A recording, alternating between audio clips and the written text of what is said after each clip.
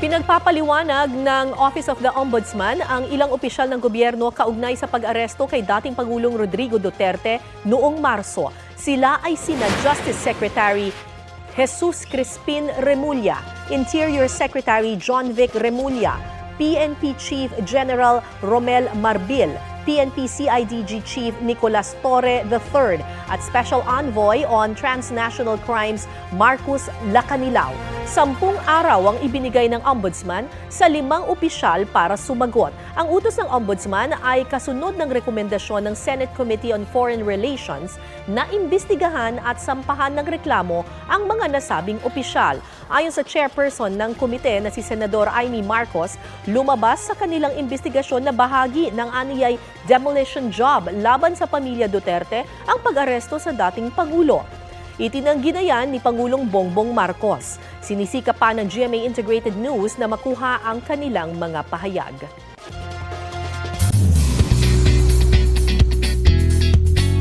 Dalawang horror films na produced ng GMA Pictures ang handog sa mga manonood ngayong taon. Hindi ka namin nabigyan ng mas maginhawang buhay.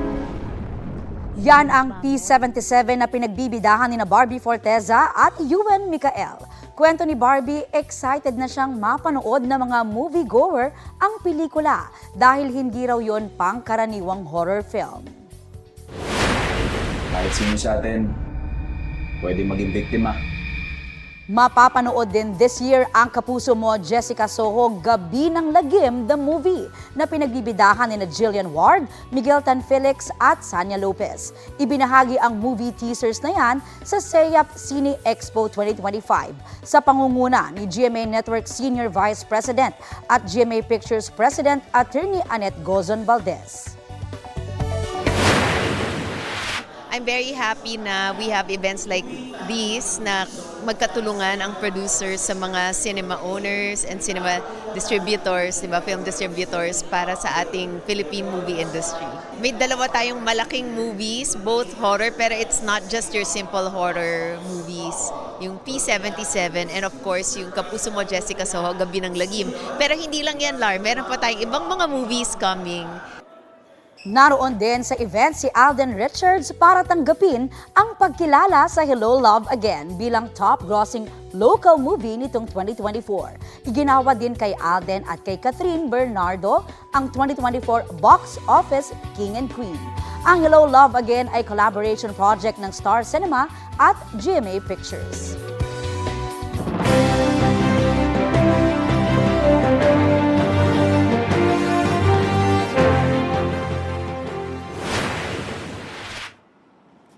Paglaban sa korupsyon ang idiniin ni Ronel Arambulo, Representative Franz Castro at Liza Masa. Mga manggagawa ng kinumusta ni Modi Floranda at Jerome Adonis, Free Health Sciences Education ang nais si Nars Alin Andamo sa Maynila. Kasama nila sa Laguna si Representative Arlene Grosas, Teddy Casino, David De Angelo, Mimi Doringo, Amira Lidasan at Danilo Ramos. Nangampanya sa Cotabato si Senator Bong Revilla. Si Representative Bonifacio Busita, ligtas sa pagmamaneho ang advokasya. Nakipagpulong si Atty. Angelo de Alban sa mga magulang ng children with special needs. Nag-motorcade sa ilang lugar sa Metro Manila sina Senator Bato de la Rosa, Atty. Raul Lambino at Congressman Rodante Marcoleta. Kapakanan ng urban poor ang idiniin ni Senator Bongo sa Makati kasama si Philip Salvador. Nais si Senador Lito Lapid na panatilihin ang mga traditional jeepney. Sa Iloilo ay binida ni Kiko Pangilinan ang kanyang track record. Kapayapaan at pagunlad sa Mindanao ang nais si Ariel Carubin. Pagboto ng tama ang binigyan din ni Senator Francis Tolentino. Nangako si Mama Aquino na palalakasin ang implementasyon ng libreng kolehiyo. Patuloy namin sinusundan ang kampanya ng mga tumatakbong senador sa eleksyon 2025. Ivan Mayri na nagbabalita para sa GMA Integrated News. Paalala po, may gun ban ngayon dahil sa eleksyon. Sa Caloocan, arestado sa Oplan Cita ang isang lalaking nahulihan ng hindi umano lisensyadong baril. Balita hatid ni James Agustin. Sa kulungan ng bagsak ng 50 anyo sa lalaki matapos mahulihan ng baril sa Oplancita sa Barangay 166 Caloocan City. Sakay ng motorsiklo ang sospek at walang suot na helmet kaya sinita siya ng mga pulis. Nung pa-plug down na nila, so instead na sumunod sa amin, uminto, lalo pa niyang binilisan yung patakbo niya. And doon nga sa pagpabilis ng takbo niya, lumagpas sa amin, sumemplang siya. Nakuha mula sa sospek ang isang caliber 38 revolver na kargado ng mga bala. Walang maipakitang dokumento ang sospek. Sa imbestigasyon na pag-alamang hindi lisensyado ang baril. Naggawa rin kami ng request for ballistic examination. Nagpasa kami sa SOCO para ma-verify din ka baka mamaya ginamit sa ibang krimen yung baril. Aminado ang sospek na sa kanya ang baril na dinadala raw niya tuwing bibili ng mga bigas sa Bulacan dahil minsan na raw siya na-hold up doon. Hindi ko napansin, pag di ko nandoon pala sila, kaya nung paghinto ko natumba lang yun lang. Pero sa inyo po yung baril? Opo. Bakit po may baril po? Galing po kasi ako galing ng bigas sa Bulacan. Self-defense lang po yun. Sinampahan ng sospek ng reklamong paglaba sa Comprehensive Firearms and Ammunition Regulation Act in relation to Omnibus Election Code. James Agustin, nagbabalita para sa GMA Integrated News.